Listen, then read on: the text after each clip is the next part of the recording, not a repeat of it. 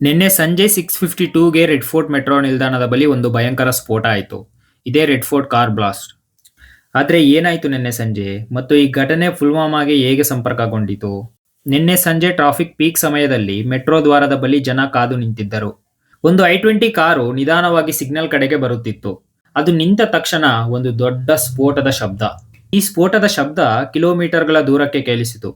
ವಾಹನಗಳು ಹೊತ್ತಿ ಉರಿದವು, ಜನರು ಓಡಾಡಿದರು. ಲಾಲ್ ಕಿಲಾ, ಚಾಂದನಿ ಚೌಕ್ ಭಾಗ ಹೊಗೆಯಿಂದ ಕವಿದಿತು. ಡೆಲ್ಲಿ ಪೊಲೀಸ್ ಆಯುಕ್ತ ಸತೀಶ್ ಗೋಲ್ಚಾರ್ ಅವರು ಕೊಟ್ಟ ಸ್ಟೇಟ್ಮೆಂಟ್ ಪ್ರಕಾರ ಕಾರ್ ಸಿಗ್ನಲ್ ಬಳಿ ನಿಂತ ತಕ್ಷಣ ಸ್ಫೋಟ ಸಂಭವಿಸಿದೆ. ಇದು ಒಂದು ಹೈ ಇಂಟೆನ್ಸಿಟಿ IED ಎಂದು ಶಂಕಿಸಲಾಗಿದೆ. ಆ ಪ್ರದೇಶವನ್ನು ತಕ್ಷಣ ಸೀಲ್ ಮಾಡಲಾಯಿತು. ಫಾರೆನ್ಸಿಕ್ ತಂಡ, ಸ್ಪೆಷಲ್ ಸೆಲ್, NIA, IB ಎಲ್ಲರೂ ಸ್ಥಳಕ್ಕೆ ಬಂದರು. ಇದು ಕೇವಲ ಅಪಘಾತವಲ್ಲ, ಇದೊಂದು ಯೋಜಿತ ದಾಳಿ. ಈ ಕಾರ್ನ ನಂಬರ್ ಪ್ಲೇಟ್ ಯಾವುದಂದ್ರೆ HR-26. ಇದು ಹರಿಯಾಣ ನಂಬರ್ ಆಗಿದೆ. ಆದರೆ ತನಿಖೆ ಮುಂದುವರೆದಂತೆ ಒಂದು ವಿಚಿತ್ರ ಅಂಶ ಬೆಳಕಿಗೆ ಬಂತು. ಈ ಕಾರ್ ಹಲವು ಬಾರಿ ಮಾರಾಟವಾಗಿತ್ತು. ಡೆಲ್ಲಿ, ಫರೀದಾಬಾದ್ ಮತ್ತೆ ಕೊನೆಗೆ ಪುಲ್ವಾಮಾವರೆಗೂ ಕೂಡ ಇದರ ಲಿಂಕ್ ಇದೆ. ಇದರ ಕೊನೆಯ ನೋಂದಾಯಿತ ಮಾಲೀಕರು ಜಮ್ಮು ಕಾಶ್ಮೀರದ ಪುಲ್ವಾಮಾದ ಒಂದು ಡಾಕ್ಟರ್. ಪುಲ್ವಾಮಾ ಎಂಬ ಹೆಸರು 2019ರ ಭೀಕರ ದಾಳಿಯ ನೆನಪನ್ನು ತರುತ್ತದೆ. ಈ ಬಾರಿ ಸಹ ಆ ಮಾದರಿಯೇ ಪುನರಾವರ್ತನೆಯಾಗಿದೆಯಾ ಅನ್ನೋ ಪ್ರಶ್ನೆ ಎಲ್ಲರಲ್ಲೂ ಕಾಡುತ್ತಿದೆ. ಸ್ಫೋಟದ ತಂತ್ರ ಕಾರು ಬಳಸಿ IED ಸಿಡಿಸುವ ವಿಧಾನ. ಇದು ಜೈಷ್-ಎ ಮೊಹಮ್ಮದ್ ಬಳಿಕೆಯ ಶೈಲಿ.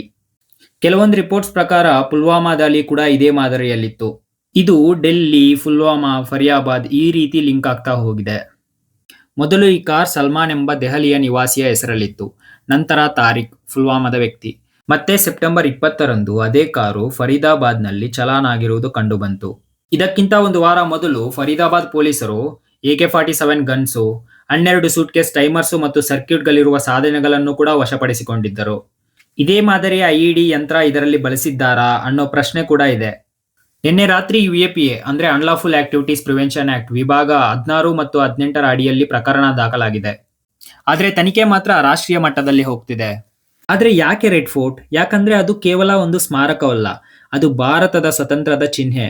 ಪ್ರತಿ ಆಗಸ್ಟ್ 15ರಂದು ಅಲ್ಲಿ ನಿಂತು ಪ್ರಧಾನಮಂತ್ರಿ ರಾಷ್ಟ್ರವನ್ನುದ್ದೇಶಿಸಿ ಭಾಷಣ ಮಾಡುತ್ತಾರೆ.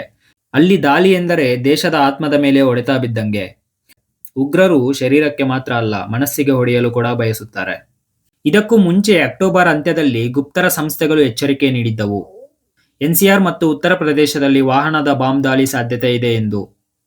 ಆದರೆ ಇದು ರೆಡ್ ಫೋರ್ಟ್ ಬಳಿಯೇ ನಡೆಯುತ್ತದೆಂದು ಯಾರೂ ಊಹಿಸಲಿಲ್ಲ. ಇದು ಕೇವಲ ಒಬ್ಬರ ಕರ್ತವ್ಯವೋ ಅಥವಾ ದೊಡ್ಡ ಅಂತಾರಾಷ್ಟ್ರೀಯ ಜಾಲದ ಭಾಗವೋ? ಆ ಪ್ರಶ್ನೆಗೆ ಉತ್ತರ ಹುಡುಕುವುದು ಈಗ ತನಿಖೆಯ ಪ್ರಮುಖ ಉದ್ದೇಶವಾಗಿದೆ. ದೆಹಲಿ ನಿಧಾನವಾಗಿ ಸಹಜ ಸ್ಥಿತಿಗೆ ಬರುತ್ತದೆ, ಆದರೆ ತನಿಖೆ ಇನ್ನೂ ಮುಂದುವರಿಯುತ್ತದೆ. ಪ್ರತಿ ಸುಳಿವು ಪರಿಶೀಲನೆಯಲ್ಲಿದೆ. ಆದರೆ ಸ್ಪಷ್ಟ ಸಂದೇಶವೇನೆಂದರೆ ಭಾರತದ ಮೇಲೆ ದಾಳಿ ಇನ್ನೂ ನಿಂತಿಲ್ಲ. ಅದು ಕೇವಲ ರೂಪ ಬದಲಿಸಿಕೊಂಡಿದೆ ಅಷ್ಟೇ. ರೆಡ್ ಫೋರ್ಟ್ ಬಳಿಯ ಸ್ಫೋಟ ಅದು ಕೇವಲ ದಾಳಿಯಲ್ಲ, ಅದು ಒಂದು ಎಚ್ಚರಿಕೆ. ನಾವು ಯಾವಾಗೂ ಎಚ್ಚರಿಕೆಯಿಂದ ಇರಬೇಕೆಂದು. I hope you found this video informative. ಈ ರೀತಿ ವಿಡಿಯೋಸ್ಗೆ ಚಾನಲ್ಗೆ ಸಬ್ಸ್ಕ್ರೈಬ್ ಮಾಡಿ. Thanks for watching and see you in the next one.